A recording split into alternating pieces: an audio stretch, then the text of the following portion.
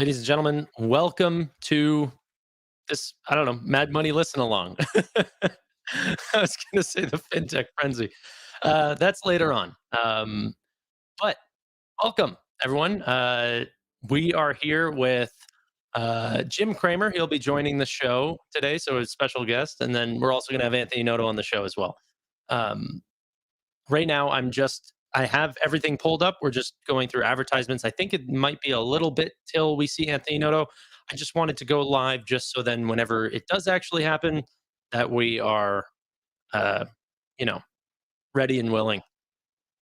Yeah, we literally had a Twitter DM conversation like, hey, should we go live 5 minutes ago? So we just scrambled to get live. But I think they have Jensen Wong and there's a couple of others that are going to be before Noto. Wait. Oh. Careful. Wait, it might be right now. Suddenly, investors are very worried about dilution, about their shares getting swept underwater by a flood of new stock. Now, I know many of you are frustrated about this. We've gotten a lot of calls about it. I feel frustrated, too, because I've championed SoFi at many points. When Craig in Florida called about this one a couple weeks ago, I told him I still believe in the enterprise and issued an open invitation to CEO Anthony Noto to come on, explain why the stock's still worth owning. Luckily, he accepted. So we can get right to the bottom of this. Mr. Noto, welcome back to Mad Money. Thank you, Jim. Thanks for having me. Okay, so you heard what I said, which is that people just feel that after the great run, and it was a great run, after the really terrific outlook you gave, after the stock was moving up, that you yourself hurt the stock, and it went down big, and people feel badly that they bought it at 9, only to find out that, well, something was wrong at SoFi. Yeah, I think it's important to understand why we did the convertible deals, why we did the buyback, and the benefits to shareholders that I don't think are truly understood by the market. Well, this is your chance. Right into it. Love it. This deal from a position of strength. We just had a record 2023, over $2.1 billion of revenue, up over 30%, 40% growth in our members, our first quarter of GAAP profitability, over $400 million of EBITDA generation, and gave an outlook that was going to be for full year positive GAAP profitability in 2024, as well as continued strong growth in our tech platform, as well as our financial services business. And we're going to be more cautious on the personal loan business. What we saw was an opportunity from that position of strength was to lower our cost of debt. We had two pieces of debt that were quite expensive. One we did in 2019. It is a Series 1 preferred that pays 12.5% interest. That's so good. 5 years after we issue it, we can buy it back in May. If we don't buy it back in May, we'll have to not just pay 12.5% interest, but it actually goes up to 15% interest for the next 5 years, and we can't buy it. Okay, so in other words, it wasn't like you could play around. If you tried to think that maybe we'll go to 12 and we got to May, you would have, and it didn't go to 12, you could have been hurt. It was not like the risk was, hey, listen, it could go up to 20 here. It was the opposite, which is that you had to get this piece done. Well, I would put it this way. We saw it as an opportunity to do it and have a negligible impact on GAAP earnings per share, and also combined with a buyback, have it be accretive. But did you think the stock was going to get crushed like this? Let me finish. Have it be accretive to tangible book value per share by 8 to 10%. Okay. When you do a convertible, there is pressure on the stock from investors shorting the stock against the convertible to delta hedge. That does happen. So there is typically 5 to 10% decline. But the reason why we did it is really important, because I think this is what will put some momentum back into the stock. First is we had this 12.5% debt. We also had another piece of debt that's about $500 million that we pay 7% on. So we're going to save between $40 and $60 million of interest expense a year by refinancing from 12.5% down to 1.25%, where the convert is, and from 7% down to 1.25%. So in other words, you didn't need to raise money because you have a lot of bad loans. No, we did this to lower our cost of debt because we have done so well as a company. We can now issue debt at 1.25%, retire the 12.5% debt and the 7% debt. Now, we also bought back a convertible that we issued in 2021. In the fourth quarter, we bought $90 million back of that convertible. Someone approached us and was willing to sell it to us at 78 cents on the dollar. Well, as our business continued to do better, the convertible kept going up, and it was in the mid-80s. And what we decided to do was buy back $600 million of that convertible at 88% of the face value, because we'd have to refinance that in 2026. There was $1.1 billion of that outstanding. By buying it back, it actually was accretive to book value per share. I could read things and say that there's even more stock coming from SoFi, that they may not be done. It's completely false. Let me explain why. The interest expense is going to be captured when we refinance that. That's a known thing, $40 to $60 million. The buyback of the $600 million convertible, we are issuing stock, but we're doing it below the value on those convertibles. And therefore, that transaction is 8 to 10% accretive on tangible book value per share. So yes, there's stock being issued, but the actual value on the tangible book basis per share is going up by 8 to 10%. But this market has not been defined by that, because if you take a look, Citi's tangible book value is dramatically higher than its stock. People want earnings per share. They want to have growth. They want fintech to be providing the growth. Exactly. They would like it to be 50-50, as you said it might be. They want the brokerage business to do well, and they don't want you to make a lot of loans if loans go bad versus fintech. You hit the nail on the head of what we're doing. They're going to still get the growth from us, driven by our tech platform growing 20% and our financial services business growing 75% and not growing the borrow business. So they'll get that same growth and a negligible impact on GAAP EPS from this deal, and 8 to 10% accretive on a tangible book value per share basis. So they can have their cake and eat it too with SoFi. Okay, that's important. But now a lot of people say, well, Jim, you like SoFi. You didn't like Robinhood that much. Robinhood has crypto. SoFi, no crypto. Why don't you have crypto? We don't, because we're a nationally chartered bank in our deposit business, and that's not permissible. Our deposit business, our checking and savings account business, which we call SoFi Money, doing extraordinarily well. The strategy has played out tremendously well. We continue to have record deposit growth. 90% of our deposits are from direct deposit customers, which means we're their primary relationship. In addition to that, 97% of our deposits are insured. So super high quality deposit base that funds our loans at higher margins and better returns. That's how we hit GAAP profitability in the fourth quarter and hit our long-term EBITDA margins of 30%. So it's all working together fundamentally. And now we've improved the balance sheet. One thing I forgot to mention about the buyback of the convertible, not only is it accretive at 8 to 10% on a tangible book value per share basis, if we had done it in cash, it would not have been.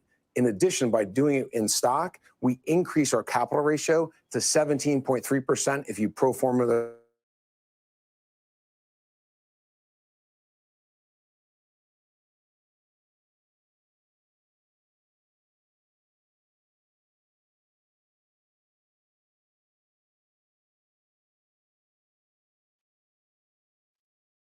Bro, you're fucking kidding me. I think it is Tanner's internet. Because I think Tanner froze entirely. Oh, boy. This is making me so bullish, though. Just what he's saying. Not sure where Tanner is. Ooh. We can always rewind this back a couple of seconds. Don't worry about it, guys. Tanner, yeah, he needs to upgrade his dial-up. Yeah, he just dropped off the stream. So Tanner's probably going to be back shortly. Blame Tanner, guys. Honestly, I am on my own here on this one. So let's see. Honestly, everything that he was saying, I feel like Kramer was throwing some softballs at him, pushing back, sure. And immediately Kramer focused on the price action for the stock. And meanwhile, here you have Anthony Noto that's actually focusing on what that's going to do to their bottom line and their actual underlying fundamental business execution over the next several years. And I just think that that's exactly what investors need to hear. I think when Tanner comes back, one of the things that we can talk about, I saw the interview that he recently had with Gary Gordon, and a lot of those objections were around the lending side of the business, were exactly the comments that Anthony Noto is directly addressing with regards to this capital raise. So it's exactly, I posted a tweet yesterday. Investors wanted to see Noto come out and to basically address this. And that's exactly what he's doing. He's tackling it head on, and he's explaining it in such a clear way that anybody, regardless of whether they're in the finance, like the institutional side or the retail side,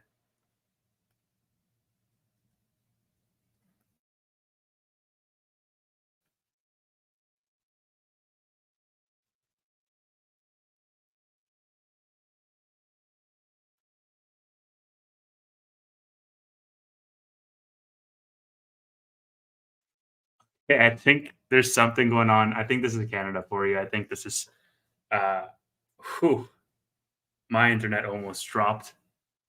There we go. My internet dropped. Did Yep. yours? For a hot second, I've been struggling trying to keep. Okay, so I can rewind. So Yeah, let's do that. Ooh, that was stressful. sorry, No, guys. That's the panic in my mind, insane. If we drop out again, we'll just keep going. So Yeah. let's just keep going. If he drops out again, everybody unsubscribe to Tanner. What's that? I said if you drop out again, everybody's unsubscribing. So I hope you know that. Okay. Let's find out where we were. And therefore, that transaction is 8 to 10% accretive on tangible book value per share. So yes, there's stock being issued, but the actual value on the tangible book basis per share is going up by 8 to 10%. But this market has not been defined by that, because if you take a look, Citi's tangible book value is dramatically higher than its stock.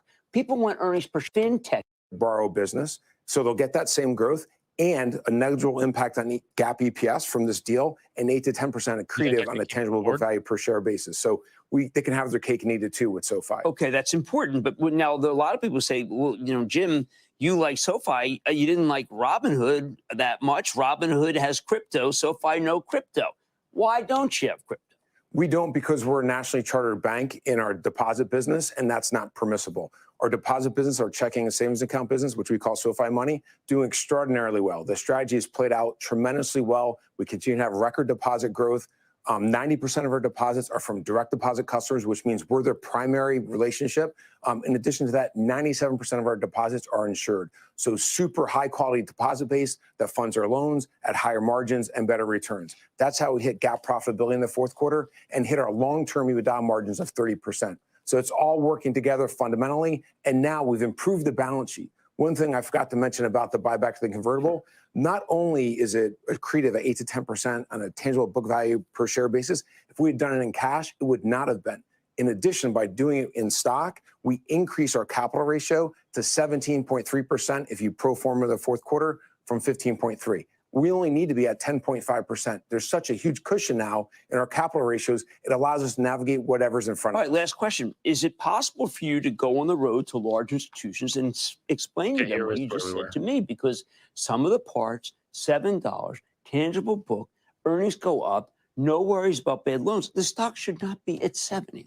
Yeah, since we did the convertible, there was definitely pressure from people doing the delta hedge. Big institutions would understand that. Absolutely, but at that same point in time, there started to be grave concerns about interest rates and what the Fed would do. The clarity we saw from the Fed today drove a big increase. But between today and 3 weeks ago was the period of time where people weren't sure, is it going to be higher for longer? Are we cutting rates in May, maybe June? So that uncertainty weighed on the stock as well. Fair enough. I'm glad you came on. That speaks louder than anything else you could do.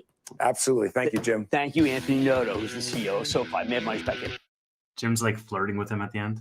We couldn't even last one extra minute, eh? Geez. Whatever. So, Frig, I forget what happened in the first. I was running around. I was calling Tevis. I was like, what the? And someone said, we need to get these Canadians fiber. I have the best plan you can possibly get. I've got 8 gigs a second of fiber with Bell, but Bell went out. So the funny part is, Tanner, like my video dropped halfway through, and the reason is because I use my phone as my camera. So when you're calling me, it froze my entire, it took over my entire phone. So that was also on you. Gotcha. Things. Well, you need a better setup. That's not on me. Look who's talking, man. Okay, so I thought that was really good. I thought he tackled it head on. I mean, I sort of shared some of my thoughts halfway through the video. It's exactly what he needed to be doing to address the concerns. Kramer doubled down on the question around the stock price being at 7. Started the company in 1990. And I think that's like what the market is focusing on, but not necessarily what management is focusing on. And that's very clearly evident in that meeting. There's 2 times Anthony Noto deflected the stock price being at 7. Interest rates, whatever. Here's actually the reason why it's good fundamentally for the business. how it helps us execute, how it brings more to the bottom line, how it helps us with capital ratios. And Kramer's like, yeah, that's great, but like the stock price is at 7, bro. We need to get that up. So I just think that there's a fundamental disconnect, right? Management is in this for the long term. They're here to essentially bring that shareholder value over the long tail, right? Their incentives kick in 2026. Meanwhile, I think Kramer, to a large extent, represents the voice of the retail investors who are like, why stock not up? Every other stock up. Why SoFi not up? And so it's just, there's a disconnect there. And I think him being on Mad Money, it has a huge audience, right? Mm-hmm. That helps alleviate so many of these concerns. Because what did Kramer ask? Like, first question, he was like, okay, so to clarify, you guys didn't need to raise money because you had bad debt. And Noto's like, no, we did it because we did it from a position of strength. I think that was like his first sentence, it was a position of strength. It was a decision that made most sense for their business to execute on. And so that's exactly, I think, what investors needed to hear to clear up some of that ambiguity. Now, obviously, he's not going to say like, oh, our stock is at 7 because it's manipulated, or our stock is at 7 because for all the other reasons. His job is not to make stock go up. His job is to deliver shareholder value, and then that will make the stock go up over time. But it's not like, his PSUs don't pay out next month. They pay out in a year and a half. Looks like he did make stock go up a little bit, though. If we're counting the 5-minute candles here, but I thought it was good. It's just about clearing up some inconsistencies in retail, like you said. He tried to do that. I don't think what he said was anything that we didn't learn from having some pretty smart guests on, right? If I can give a shout out really quickly to Timothy Sweeney, Vadim, who was in the chat earlier. He might still be here. Yeah, Vadim right here. Honestly, if I ever have a question, it just goes straight to Vadim. So hopefully one day he'll actually pop on. Vadim, don't go to sleep before the FinTech Frenzy. Actually come on, or the SoFi Weekly, but that's even later. But yeah, I didn't think that there was anything that was necessarily new from what we already heard. Just more, larger audience, essentially. So larger audience, but also the way that he phrased everything was so clear, and it was just all of the, because during that week, I was making content, you were making content, Uncle Bruce was making content. I think somebody is calling me right now because my phone is freezing up again. But yeah, no, I was a fan of that, and I think Noto also realized that he had very limited time, and so he spoke very quickly because he needed to get out so many points. I thought the crypto thing at the end was kind of a throwaway. I wish that was pointed towards something else that potentially, we could have added to the thing. I don't think that Kramer necessarily needed that clarity. Maybe retail does. Maybe I'm thinking too much into it. But yeah, Tevis, I think his internet went out. We don't live too far apart, but maybe it's hitting him. I don't know. It's so frozen. I think it's just my video. I don't know. Something's going on. That's okay. That's a good. It's good where it is. This is the perfect picture of me. Is there anything else that you wanted him to cover? No, I think he hit the main points. I think he covered everything that he really needed to cover. I think maybe talking about the opportunities more. I mean, he talked about that, but again, it's not his job to get everybody hyped up. I'm just looking at the chat. No. That's Eddie, by the way. He says, are you having a stroke? No, his camera's just frozen. Just do that maybe, Tevis. Hold on. Let me try to disconnect this thing and connect it again. I don't know. Sorry, I practically forgot what he said on the first half because the way the internet dropped out. I'm so flustered by that. It sucks. Freaking Canadian internet. I know, it's the worst. Whatever. There you go.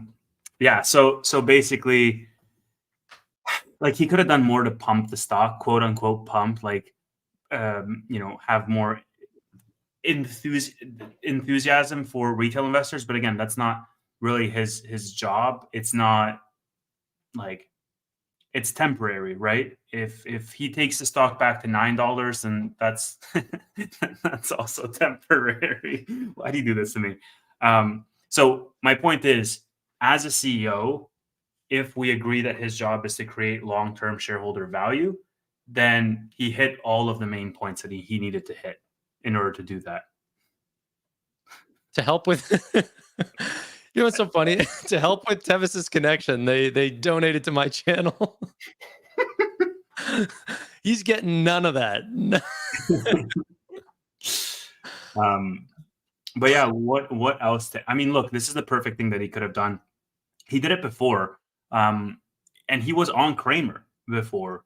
Yeah, talking I about. think they're actually pretty close, the two of them. They are very close, and I think this was in the summer. What was he talking about? Do you remember? This was in July, where he basically went on Kramer. They were sitting outside, and they were talking about. I can't remember, but it was something like a similar situation to this. Something happened in July, and then he went on CNBC to basically explain exactly, in clear layman's terms, what happened, what the consequences are, why it's actually, from a position of strength, and why it's going to benefit the company going forward. So, yeah, what did you think about Kramer's comments about,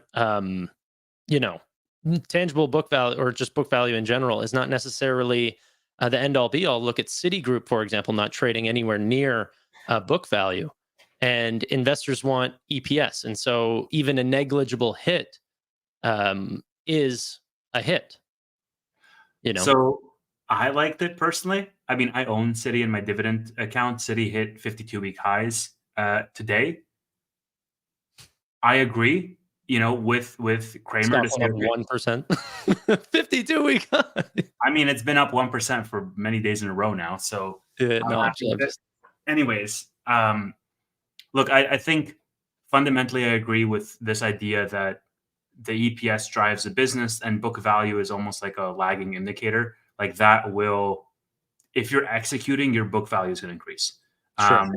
But then you have the Gary Gordons of the world, and these actual like boomer dinosaur analysts who are like, and the clip you played 2 days ago or yesterday on your show, where that analyst was like, well, they're trading more expensive than Bank of America. And I was like, yeah, idiot, because they're growing, and like Anthony Noto highlighted that. He's like, yeah, we are having growth. We have 20% in our tech platform, which nobody talks about. We have 75% in financial services.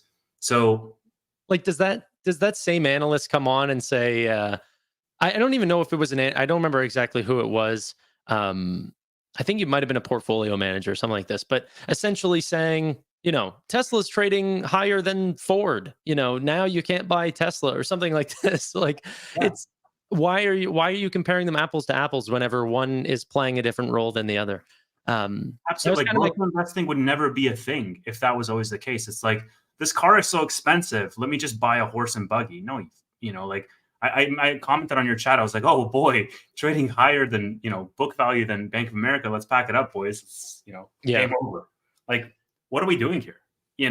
Well, I think that's actually a pretty good analogy, is the horse and buggy versus the car, because the car would cost more, but it would literally go faster, right? Yeah. like faster and more comfort, like more protection, more safety. Anyways, my point is like, even in your conversation with Gary Gordon, I don't want to harp on it too much because I know you're going to talk about it on FinTech Frenzy, but like, even in that, I watched it, and Gary's still not giving any credence to the tech platform at all. Oh, I don't understand it. And you even asked him, he's like, you were like, well, does that mean it's zero? Does that mean it's negative? And it's such a stupid argument, because 20% of their growth, like tech platform is going to grow 20%. What are you just like attaching a fat zero to that? Why? Because of book value? Yeah. Like, this is what I'm saying. You got to look for the leading indicators and not necessarily the lagging indicators. And I just think that a lot of these indicators are not representative of where the company is going to be. This is why people look at PEG instead of price to earnings.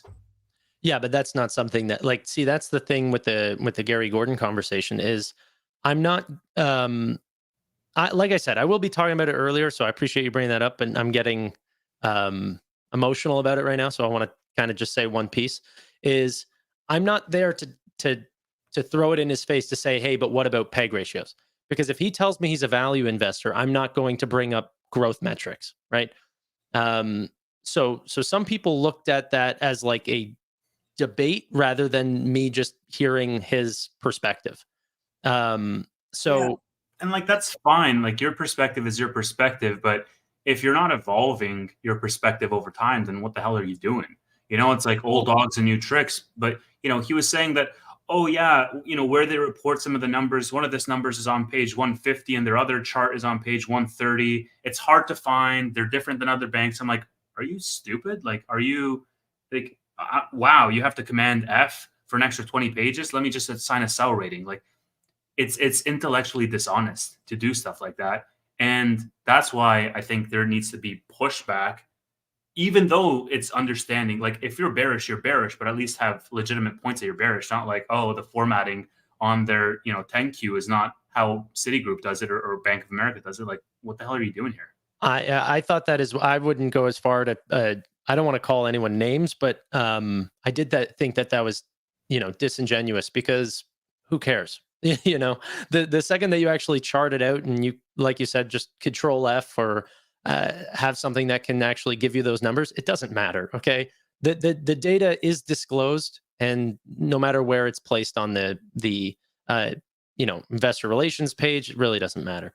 Like, I mean, look, I'm not advocating to be in this echo chamber of you're bullish regardless of what happens. I think we have the ability to call a spade a spade. When something bad happens, I would like to think we can be intellectually honest about the news and say, okay, this is bearish. And I think you do a good job of this in SoFi Weekly, like to keep the group grounded.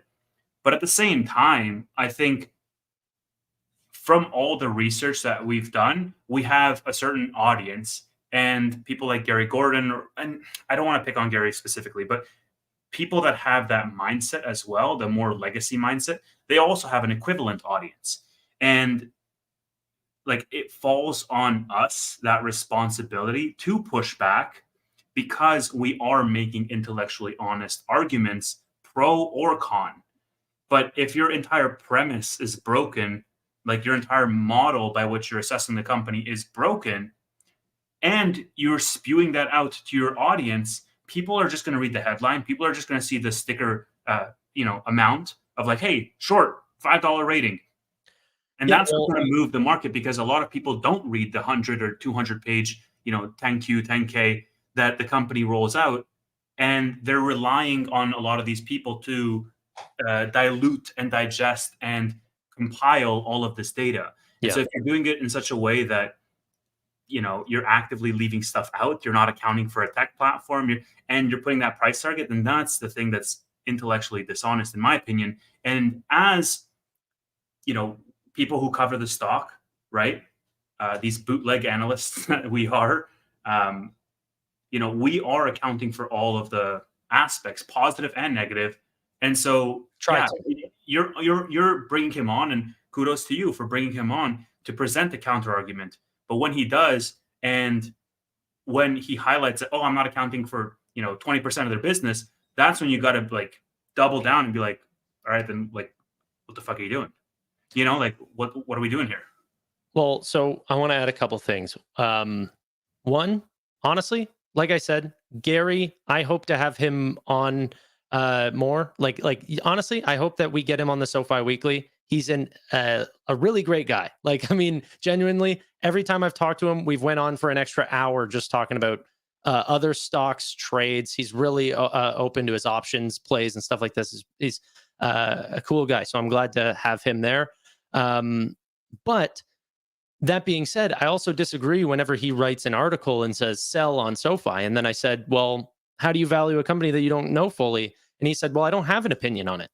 But you wrote an article saying you have an opinion on it. That is your opinion. It's an opinion piece. So I think that especially for the people that don't even associate a Seeking Alpha article with the actual author. Some people, like I see it on Twitter all the time. People say, Seeking Alpha gave a rating on SoFi of a sell. It's like, that's like saying, YouTube gives a buy on SoFi. It's not YouTube or Seeking Alpha, it's individual authors. But still, that misunderstanding is a little bit of a control that Gary has that maybe should be a little bit more responsible, I guess. Look, I don't want to pick on Gary. He sounds like a really open guy and open to hearing the other viewpoints. I'm sure he's great. I think analysts in general put themselves in a position where it leads the way for some I don't want to say manipulation, but definitely some shady shit, because they don't have a Gary, just for the sake of example, again, not him personally, but analysts like him, they can put a sell rating on the stock even though they don't hold the stock. All analysts that go on CNBC, buy rating, sell rating, whatever, none of them hold the actual shares. None of them have skin in the game. And so I think that, SoFi is number 2 in my portfolio. It's one of your top picks in your portfolio, in all of us on the SoFi Weekly. And so when I say buy, I know that I'm putting a chunk of my entire portfolio, a large chunk, behind that. And it carries some more weight because I'm putting my money where my mouth is, like literally. And analysts across the board, they're restricted from doing that. And so it opens a door for a lot of nefarious activity behind the scenes from a compensation perspective, because if, let's say, Gordon Johnson, just to put another name out there, was bearish on Tesla, very, very outspoken Tesla bear, by the way, extremely low price target. Yeah, he has like a $30 price target on Tesla, and he's like the number 1 poster child for SoFi bears, coincidentally also named Gordon. Tesla bears. Tesla bears. And so if he came out with his stupid $30 price target on Tesla, and he can argue pretty much the same things, Tesla book value is too much, whatever, I want to see him publicly posting as a requirement of him going on that media outlet, as a requirement of him posting that article. I want to see his short position. Show me. Yeah. Because everybody can spew bullshit, on any direction, and they have no consequences for their action. And this is, I think, a thing that sets us aside from a lot of these other people, is that we have skin in the game. And you could argue, you're incentivized for the stock to go up, but it's also a catch-22. Like, you wouldn't have skin in the game if you didn't believe the stock was going to go up.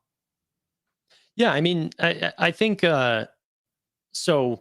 I trust Gordon whenever he says he's not shorting. He said he would. Like he does do quite a lot of short plays. He just, like he said, he doesn't know the company well enough to short it, which is exactly what he said.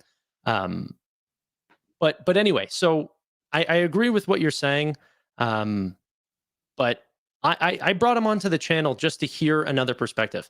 In no way do I think that it should influence someone's decision one way or another. It's just another perspective that people get to have.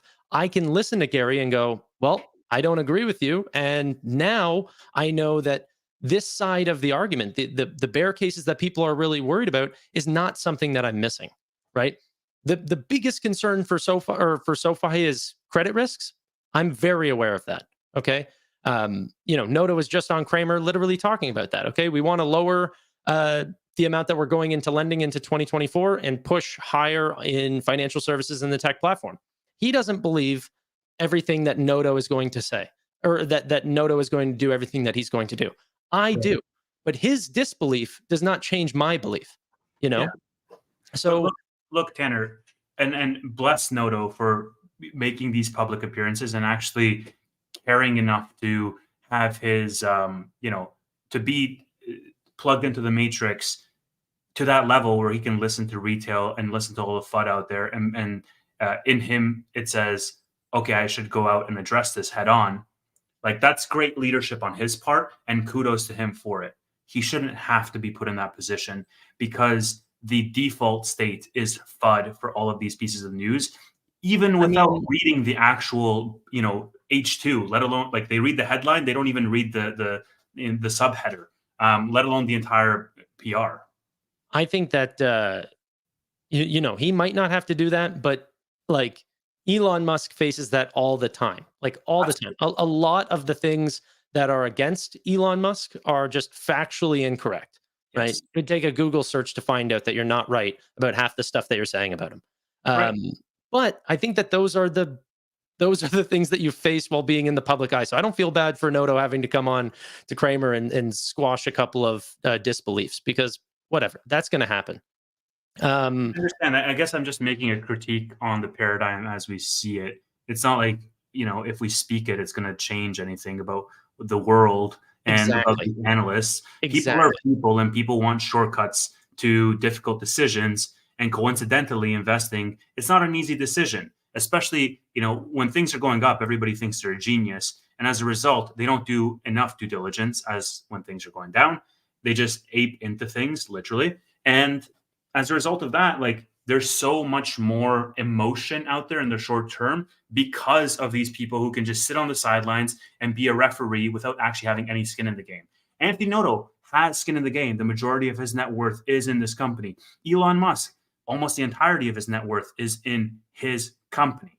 And so these are the people that I will listen to over any Gary Gordon or any analyst that does not have skin in the game. And that is even the truest analyst who says $14 price target. You take those with a freaking spoonful of salt, because those people, they don't have skin in the game. And so that's all I'm saying is, great for Anthony Noto to come on Kramer to do it, but just the reactive nature of every piece of news having this FUD with this, algorithmic trading up and down, it's just exhausting to some degree, because everybody assumes the worst of this company, because there's so many people on the sidelines just being, a backseat, critic. I want to add, because I saw a couple comments. This guy said, still behind on the stream, but Canadian internet really effed us here. Just so everyone is aware, we did watch the entire stream. There's just a sort of a blackout period that you're going to have to skip along to find the rest of the interview. So we did eventually, I had the stream, I could just go back. So yeah, I want to do more of these. I can't believe we actually put it together. I still have a couple things I want to talk about with SoFi while I have you here, because I think that just off of the SoFi Weekly, I find me and you have kind of been there since day one on the SoFi Weekly. And so whenever we get guests on, we really focus on their opinions. And I rarely get to talk to you, other than the multiple hour long sessions that we've had playing chess after every SoFi Weekly. We should start streaming that, because I've been crushing you. But What?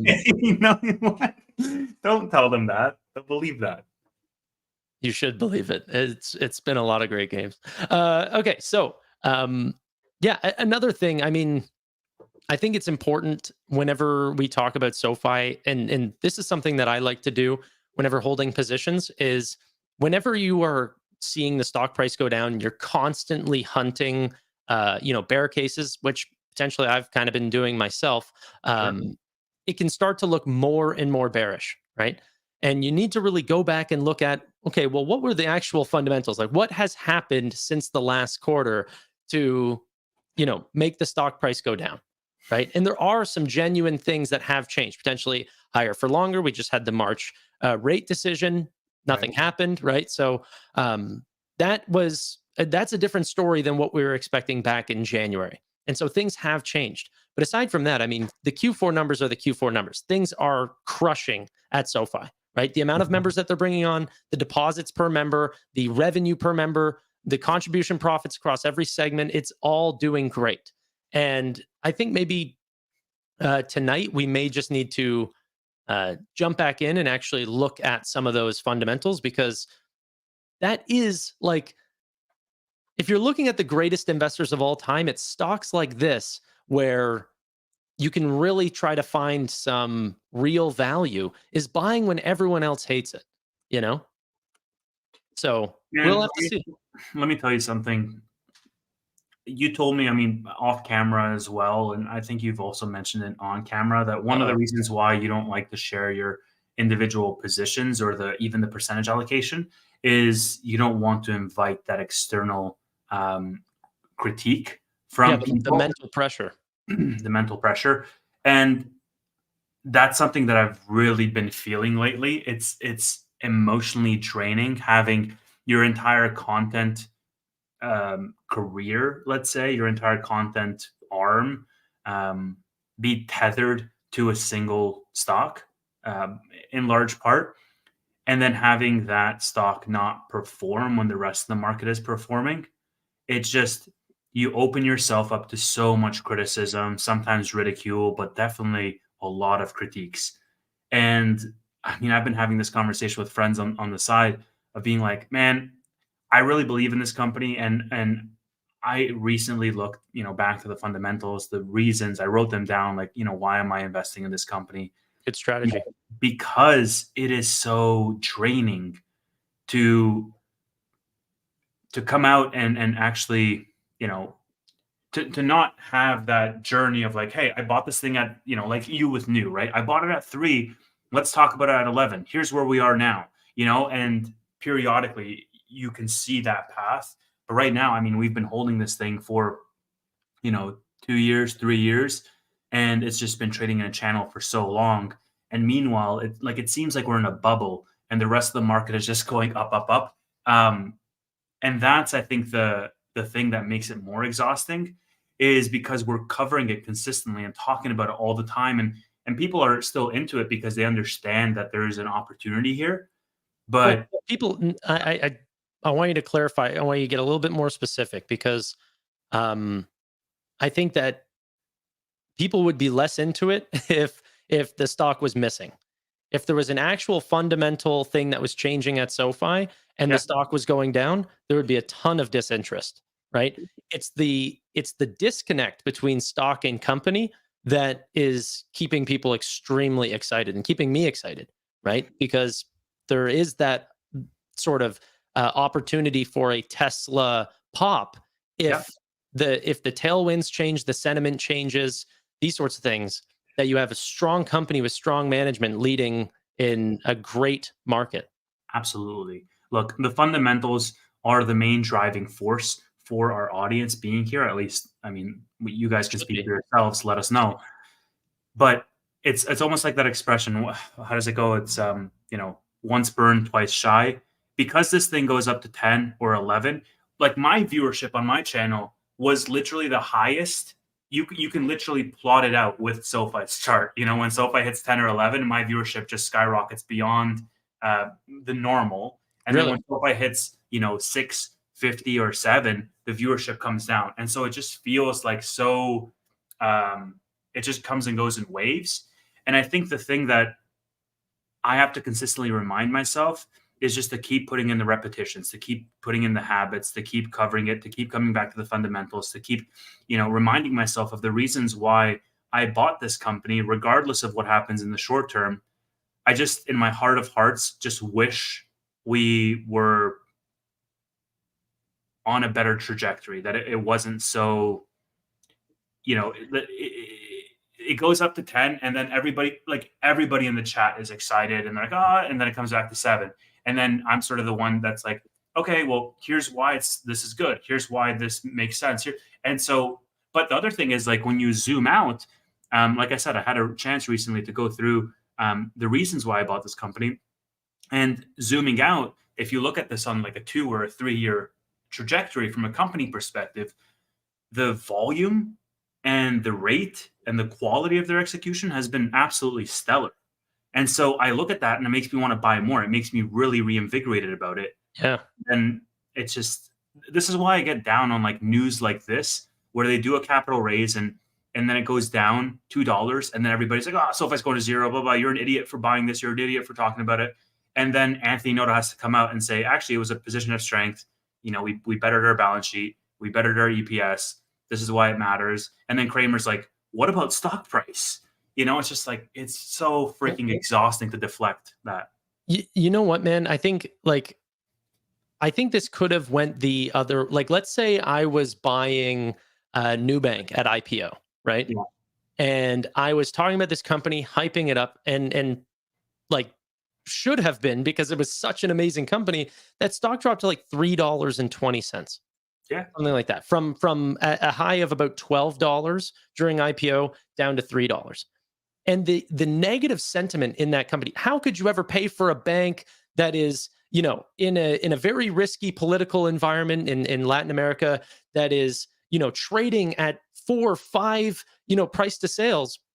Now the stock's trading at like 9 price to sales, and it's gone up to frickin' 12. Like, I'm looking at it after hours, $12.20 now.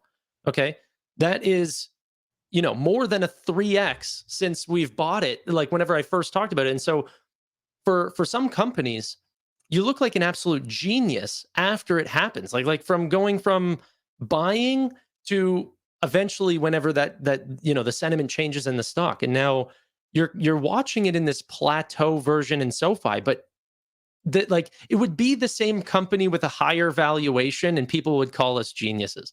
You know what I mean? So I think that you can't predict these things.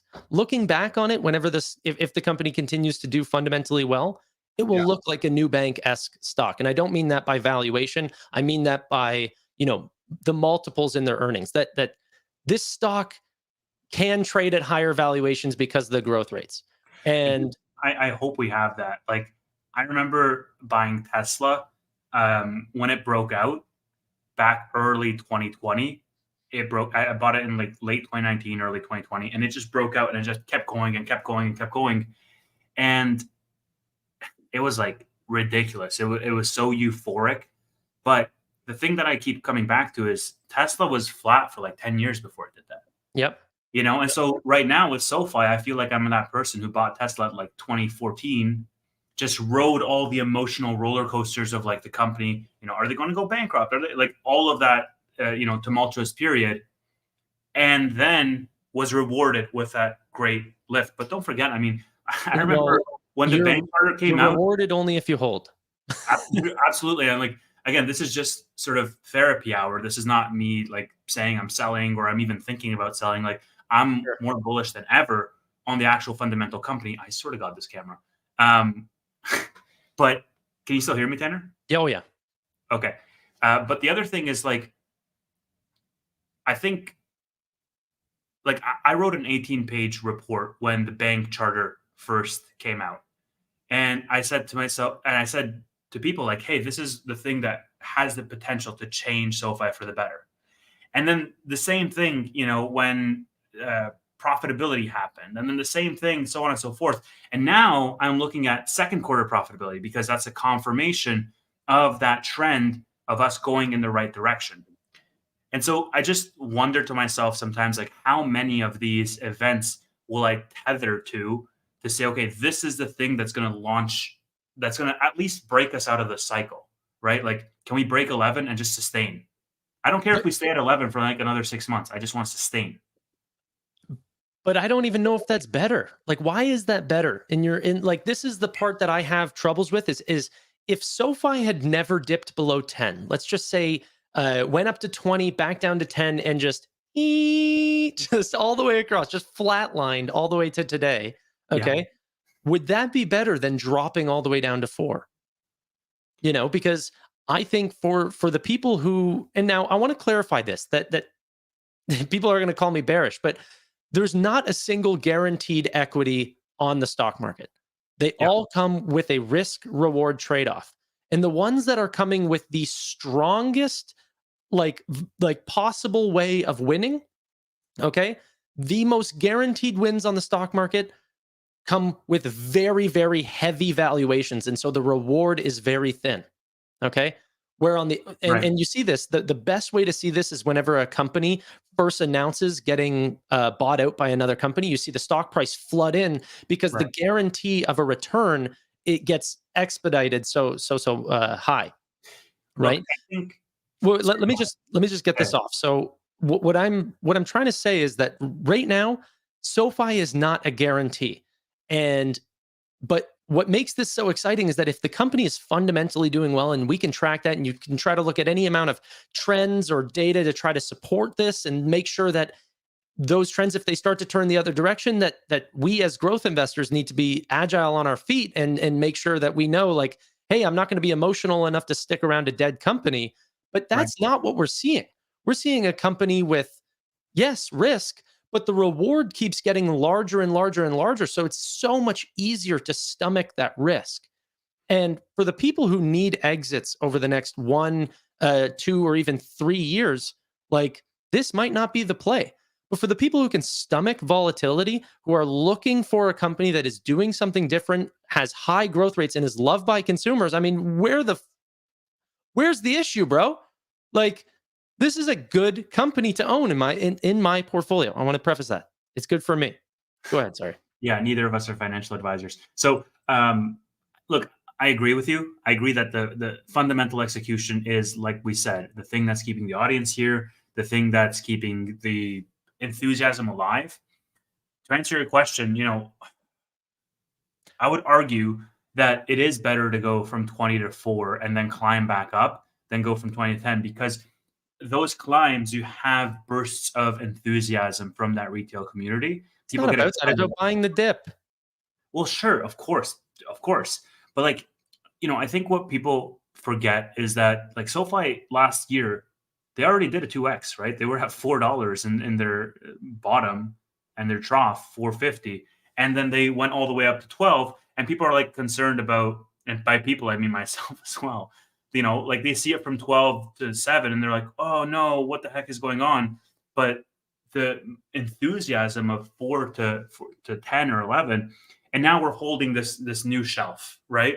7 to 10. That's our new shelf that we're holding. And so if we go to a new shelf that's like 11 to 13 and we hold that, we can see the stair step occur in real time. And that serves as more validation on that emotional aspect to say, okay, well, the business is executing fundamentally. Therefore, the stock price is responding. Because when it doesn't respond, then, you or I could cover the stock for 3 years, and then somebody can get in.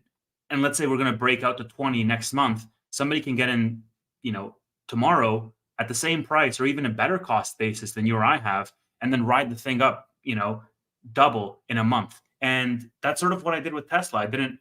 I didn't buy Tesla in 2013 or 2014 and held through, 7 years of pain. I just bought it 2 months as it broke out of that channel and was going up. And so I think the stair step, I don't know. We've had those conversations. It doesn't matter, man. Like, yes, people can buy in and not have to wait the opportunity cost, but you could not have seen that opportunity cost coming. Absolutely. Because the people who would want to buy Nubank and wait for a later trough or something like this, where they could potentially buy in and not have to wait that opportunity cost, is now the same people like Roy, sorry to shout you out like this, but who wants Nubank and has wanted Nubank since $6 a share, and has watched it double in the time that they've wanted a cheaper price. Right. And so everyone is, some people get lucky, or maybe you don't call it luck, but I don't know how to buy stocks based on timing metrics, and so I call it luck. But for me, it was good whenever I bought it, and some fundamental things have changed, so fair value gets brought down a little bit with increasing interest rates and these sorts of things. But we monitor that as time goes on. Right now, whether it waits out another couple months and then people buy in at 7 is nothing that you can control. No, I can't control it, nor can I time it. All I'm saying is, if there was a stronger correlation with the company's execution and the stock, there would be less of a delta in terms of opportunity cost. And a lot of the stock movement would be priced in because of the company is executing fundamentally, which would not allow people to get in, to time it, essentially, to get in today and profit. Well, at the same time, there's been people that have been supporting the stock when I was at 4 or 5. I don't know, maybe like that's just a rant. I'm just saying, that's one of the things that I think about sometimes. It also depends on if your position is fully built out. Like, do you want it to sit at a higher shelf if you're not fully built out, or do you want it to drop down lower? Like look at Brian here, for example. $4 is my target buy price.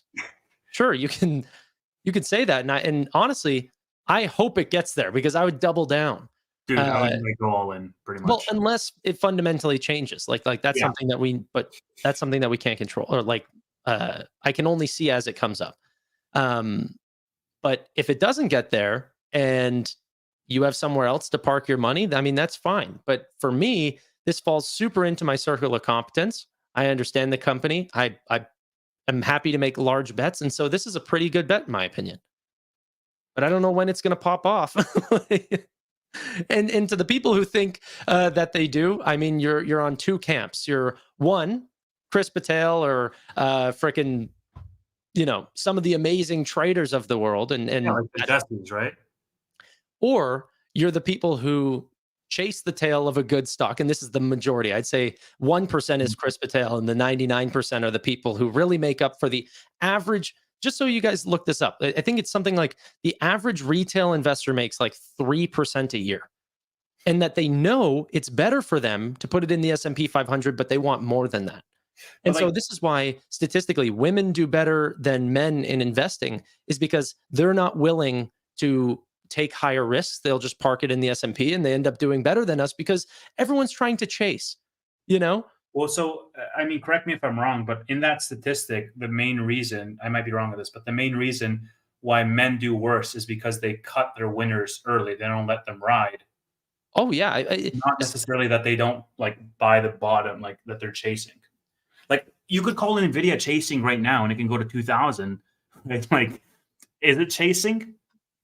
Yeah. I mean, I'm not selling any NVIDIA as well, but that one was a hard one to hold up, on the way up. Similarly with Nubank, because so many people had very strong opinions of, oh my God, it's got a 500p, all these things, and I was, called like committing crimes because I freaking was holding on to hopium or whatever, like oh my God, you're betting on some future outcome that you don't know is guaranteed. Yeah, that's all of investing, by the way, ladies and gentlemen. Buying treasuries is betting on a future that you believe that US dollars are strong and that the US government's going to repay you. So I hate whenever people say that. It's like all investing is making bets. But so on that note as well, because I know you mentioned, is your position fully built out? And if so, that influences your sentiment around, like if SoFi were to fall to $4 tomorrow, or if it were to go to $12 tomorrow, you would feel differently if your position was or was not fully built out. Totally agree. I think for me, like my allocation in SoFi has completely been ballooned by the fact that, like, for as long as it's at a disconnect from fundamentals, where the fundamentals dictate it should be, to where the stock is trading, I'm going to keep buying more because I'm like, okay, there's a bigger opportunity here than me buying something like, and I don't want to name any names, but let's just say like NVIDIA or SMCI, like something that's already done like a 10x right now. Like you've bought NVIDIA at $100. Great. Congratulations. You've made a ton of money. For me, if I've never been in NVIDIA, like why would I buy that? That's already done that massive move. Like the price has a high correlation with the fundamentals. And maybe even there's even more growth that's priced into NVIDIA. And that's why it trades so richly. Sure. There's an outsized level of risk there versus me just like maybe trimming NVIDIA or selling some and putting into SoFi where the price has not matched what the fundamentals are doing. And there's a huge level of opportunity there. That's at least the thought process that goes into my mind every time I'm like, oh, I have an extra $5,000 I want to put. Where do I want to put it? The answer is almost always SoFi. I mean, recently also Tesla, because of that same paradigm. Like this is undervalued by a long shot. And so as a result of that, my position was built out like 2 years ago, but I've still been adding like every other week because I'm like, this is ridiculously cheap. One, my average cost on NVIDIA is way lower than $100. And two, I think that the important thing to know is that it's not like, I think why NVIDIA's price is going up so high is not that price is catching up to fundamentals, because the way people are looking at the fundamentals is that they're going to continue to climb so much higher and higher. So, yeah, anyway, I don't want to go too much into that, but yeah, I don't think we're done. I think what George says is NVIDIA ain't done, boss. Sure, absolutely. I'm just saying, like, what is the risk reward ratio of these names? And you could argue like, oh, well, Citigroup is super undervalued and they don't have any freaking growth. And that's where you get into value stock territory. But SoFi is undervalued and it's still growing 30% a year, that's what leads people to, have these names dubbing it a broken stock. Yeah. Which No, I know you don't like. I don't like that. I know you don't like that name.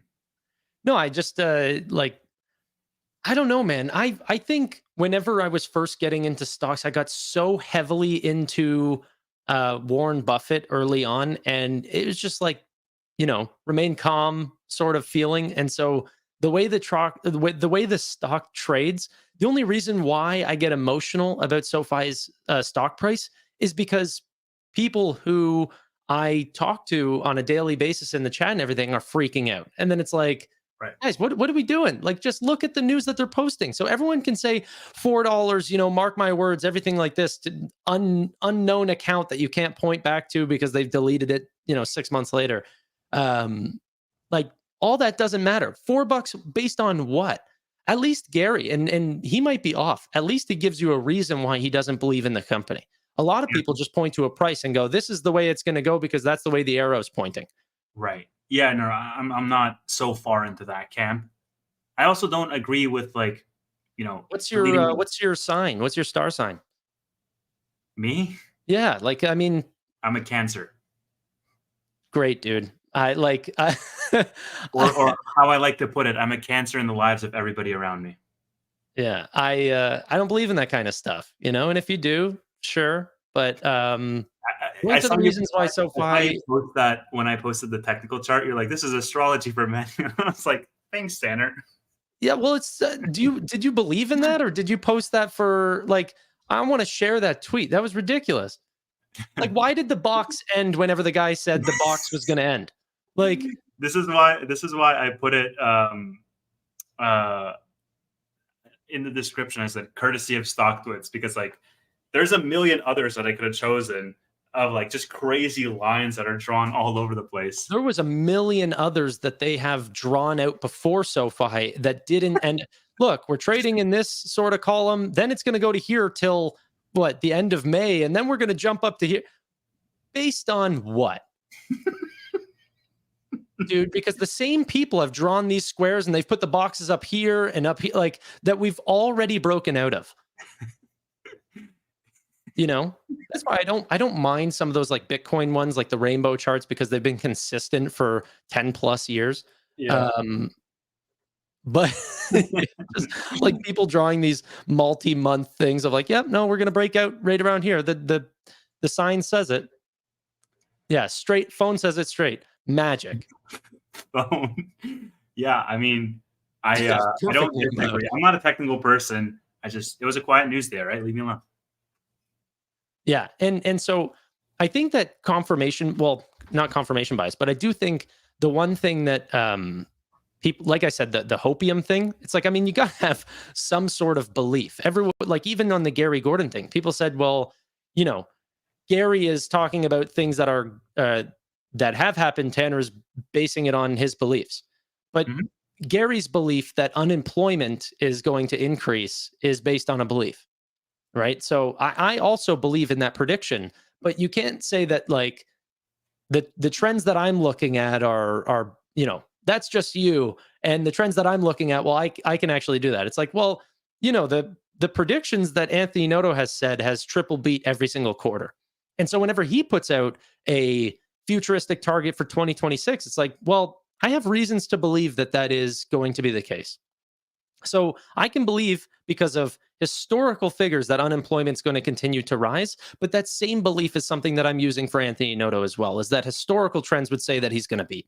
Yeah. And this is like exactly the other point that sort of you and Gary conflicted on, where you were like, well, you don't think future results are indicative of like what's happening. He's like, no, just because it happened in the past doesn't mean you should trust it to happen in the future. I'm like, dude, they've never missed. Yeah, but and you know what? That doesn't. I agree with Gary in the idea that that they can miss. Right? Oh, absolutely, they can. They can. So don't believe that this dude is invincible. It's a possibility. But all we can do as investors is monitor some sort of percentage to say what's the likelihood that he's going to miss based on every metric that we could possibly find. That's the entire thing, right? It's like it's pattern recognition. What do you think will happen the next time Alex Chris says he's going to shock the world? You think people are going to be as hyped about it as the first time? No. There you go. Right? There And you like go. he could shock the world, absolutely. But just because he didn't do it the first time, it's like, you cried wolf one too many times. Yep. And I think the same thing can be said the opposite way. Like whenever Steve Jobs is going to do another product announcement or something like this, people tune in because it was exceptional. Yeah. Well, I mean, look, they tuned in because it was exceptional. And then after a while, what happened? He did the one more thing at the end of his presentation once. Every single presentation after that, people like it started to become associated with him. Like, oh, one more thing, one more thing. Yeah. And even now, man, when Tim Cook does his presentations, they're like waiting to the end. And then you always see like this dip at the end when nothing happens. So like that's human behavior, right? Like, so anyways, both parties I think can be right. Like it doesn't necessarily mean it's going to happen again, but people are definitely banking that it's going to happen again. I think, people need to make bets. If you're going to say, well, there's always an outcome that something bad could happen in stock markets, you would never ever place any bets. And so there's this really, really famous quote, and you know who I listen to a lot that really reaffirms this in my brain a lot is Brad Freeman, where, bears, let's look at Peter Schiff, for example. Super smart, breaks down everything beautifully. Like the way he talks about things, it's like they're guaranteed that they're going to happen, right? Bears sound smart. Right. Bulls make money. You ever heard that phrase? Bears sound smart, bulls make money. And you could say the bulls are basing their conviction off hopium. But yet, if you're always worried about investing in some company that, a competitor can come in and squash them in no time. X Payments is going to take away this, and the big banks are going to come down and offer fintech products. And okay, then literally don't invest in growth stocks at all because none of them are going to work because someone is going to do something that for a lot of industries never does happen. And growth stocks have outperformed value stocks. But you can point to all these things that potentially could happen that somehow never do. I don't know. So I'm going to continue to stay hopeful. And someone said you can't call it hope, you have to call it conviction. I think that was B-dubs. Yeah, it's conviction. It's the smart way of saying hope. So bringing it back, I think, Anthony Noto is doing exactly what a good leader is supposed to do. He is bringing it back to the fundamentals of the company, bringing it back to the execution of the company, focusing on the results. Can I add something? So part of that conference, he actually said $40 million to $60 million of savings. People always focused on the 40 million point because that was the preferred shares. The 60 million was that 7% of debt that they are going to be, bringing down to 1.25. So that was an added piece of new, like we knew that they were going to replace some debt. We didn't know exactly what it was, but, or how much. So knowing that, it is going to be potentially 50% higher than our original estimates is huge on an annual basis. Sorry, go ahead. Yeah. I'm like, that's a funny point that you bring up, Tanner, because like we know this management team always in the back of their mind, they like will beat the sandbag numbers. And so, yeah, seriously. And so if it's 60 million, think about what that does to EPS expectations. 7 to 8 cents EPS expectation in their guidance. Like half of that, if not more than half of that, is just their savings if it's 60 million, right? Let alone, I think I've been on record multiple times with this. I don't think lending is going to come in negative for the year. So they're selling loans. We see them selling loans. Fundamentally speaking, like there's nothing. We just need time to let it play out. We just need time to let the results, be on paper, and for that to tell the story. But the management team is doing everything they possibly can to the point where, we had the 7 to 8 cents EPS at the beginning of the year. Analysts are saying, oh, it can come in less than that. And now it's 40 million. And in this interview, he said up to 60 million. So who the hell knows? I mean, up until the end of the year, like SoFi could come in massively profitable I think we've talked about 12 cents to 14 cents even of EPS. It definitely could happen. I mean, if they're tracking for 55 to 80 by 2026, this is 2024. If they come in at, let's say, 13 cents EPS, then 2025, we can expect like 30, 35. And 2026, you would be in that range still. But, I think it could be fairly high, much, much higher than what the street is expecting. Well, I think that Q1 is going to be incredibly important to see that if they start revising more to the upside or not. Because that's what we saw last year, right? Every single quarter, a revision to the upside, that beat and raise strategy. If I do see Q1 with another beat and raise, I have very little reason to believe that it's not going to be a beat and raise across the board for the rest of the year. Like, truly. And so I think that that's going to be important as well. The things that Noto and team have harped on forever has been things like, we're going to be profitable in Q4 and all these things. I remember Amit and a couple people putting out these, like polls on Twitter. Is SoFi going to be profitable, right? And there was like 40 or something like that. 40% of people said no, not in Q4. Right. Turns out they actually were, right? And SoFi continued to beat on that. Now, what is the thing that management continues to harp on? 55 cents to 80 cents EPS in 2026. Whenever they're so continuously, reiterating these long-term guidances, they usually turn out to be true.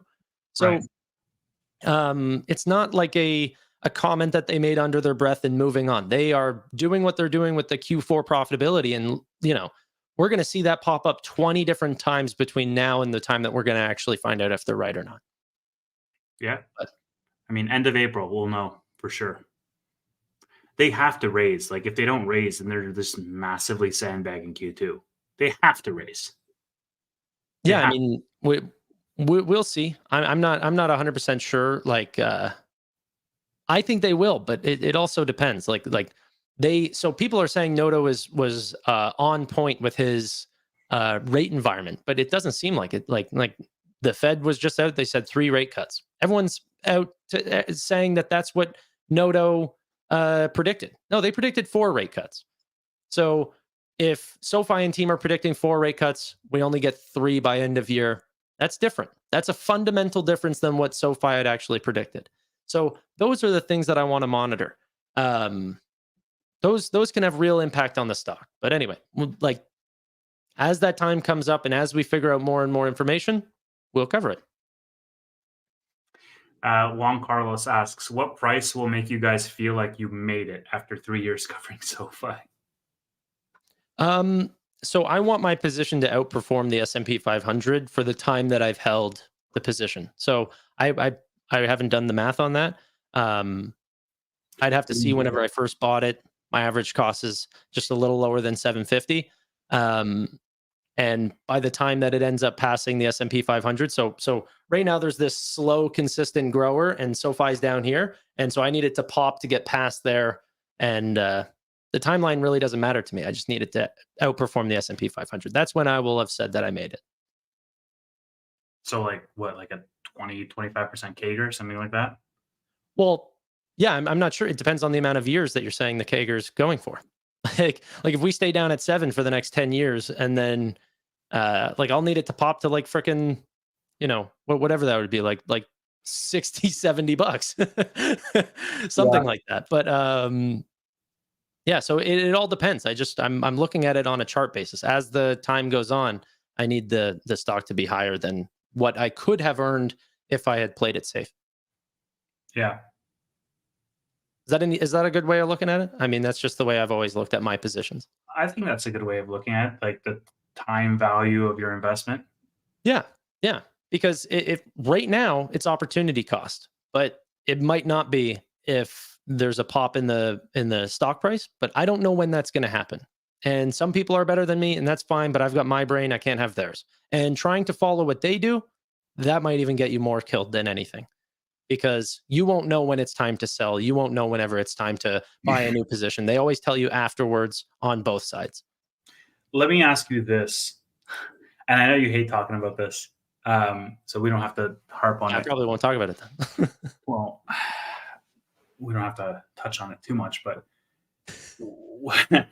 what, if any, tranche do you think will be hit by the time, like mid 2026, when it's the expiry? It's not that I hate talking about it. I don't have an opinion. I don't know.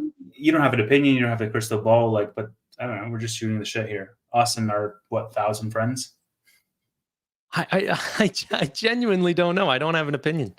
What I would say is a lot of people base their percent gains on a stock based on where we are today.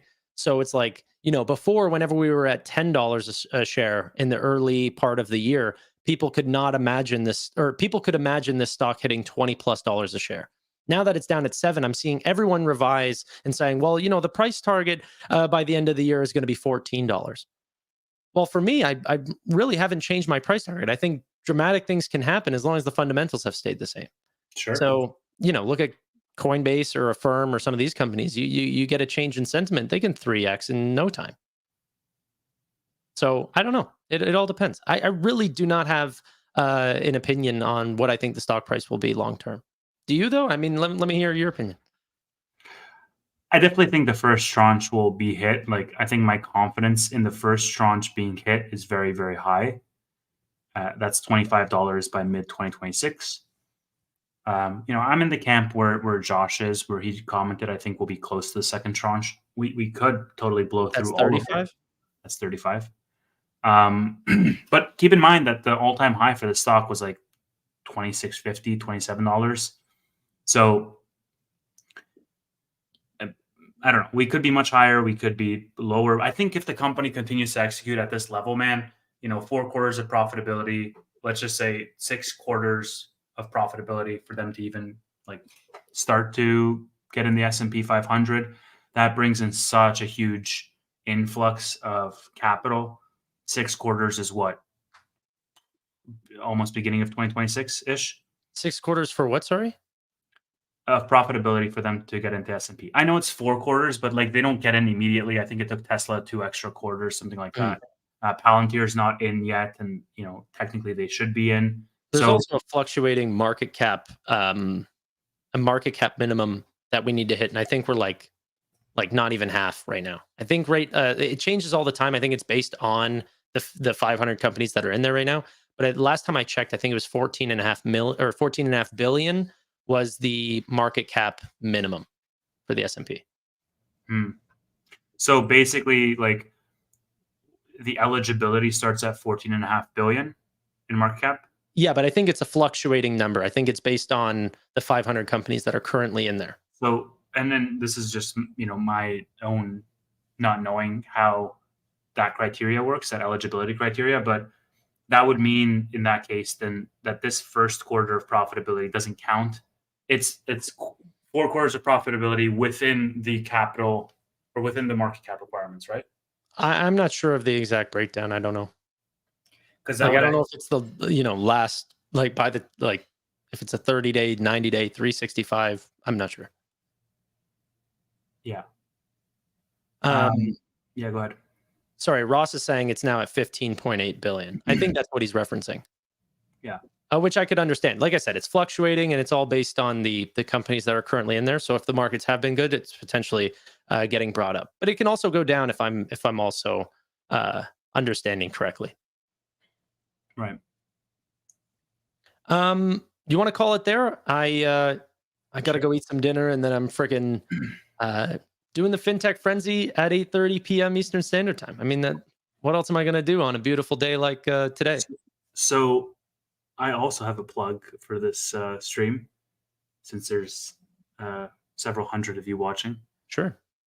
At 9 p.m. Oh, sorry. Go ahead. Go ahead. Yourself. At 9 p.m., we have a show that's way more fun than FinTech Frenzy. Well, they can enjoy them both. I end at 9. Tanner ends at 9. He's probably going to be late because he's going to start late. But at 9 p.m. on this channel, well, depending on what channel you're watching, on my channel, we will have the Bootleg Weekly with Roy, who is in the chat. And it's going to be a lot of fun. So I urge you all to join. right after this call, or right after this meeting. Oh my God, corporate world. I'm going to be making the live stream invite for that. So join up. Probably going to be talking some Robinhood, some Apple, some Google, just the fun stuff. And it's not going to have Tanner. He's not invited to that. This dude makes the longest plugs in the world. We get it. It's at 9. You're going to be with Roy. It's going to be fun. There you go. There you go. Ladies and gentlemen, sorry about the internet connection. There's only so much we can do living out in Canada. It's literally a blizzard outside, guys. Yeah, like straight blizzard. So sorry, but yeah, we'll talk to you guys all later. Thanks, Bye yo. for now.